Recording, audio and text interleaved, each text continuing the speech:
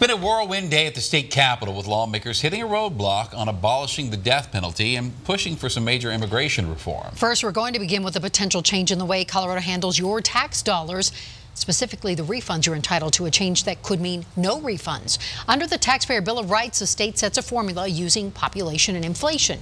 Anything collected over that amount must be returned to the taxpayer in one form or another. Well, now lawmakers want to ask voters if the state can just keep that money and spend it wherever it's needed. Denver 7's Lance Hernandez following just where the money would go. Lance? Well, if voters approve, the excess Tabor funds would be earmarked for transportation and education.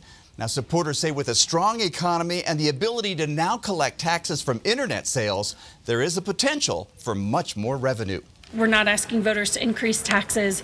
We're saying we can make good investments with the money you're already sending us. House Speaker Casey Becker wants voters to decide whether the state can spend the Tabor excess on transportation, K-12 education, and higher ed. It may yield significant money to those entities. It may not. Tabor puts a cap on revenue the state can spend each year.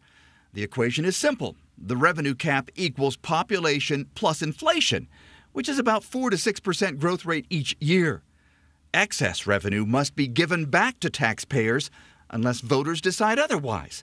How much excess are we talking about? Well, estimates are that over the next 3 years, it could range from $65 million to $1 billion. I feel strongly about this. Republican State Senator Kevin Priola supports the proposal.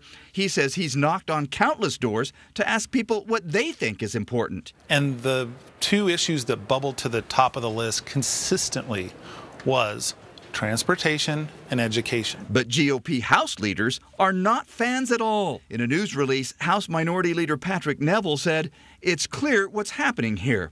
Democrats can't pay for all their empty promises made in the last election, so now they want to permanently eliminate your tax refunds to pay for their expensive programs." Denver Democrat Lois Court says the excess money won't solve critical needs, but will be a start. Both measures need just a simple majority to move forward. We are not changing the Constitution, therefore it's a 50% plus one vote.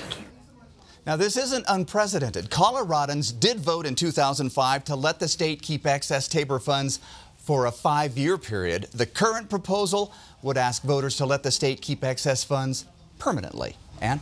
We'll definitely keep watch on that. Thank you, Lance.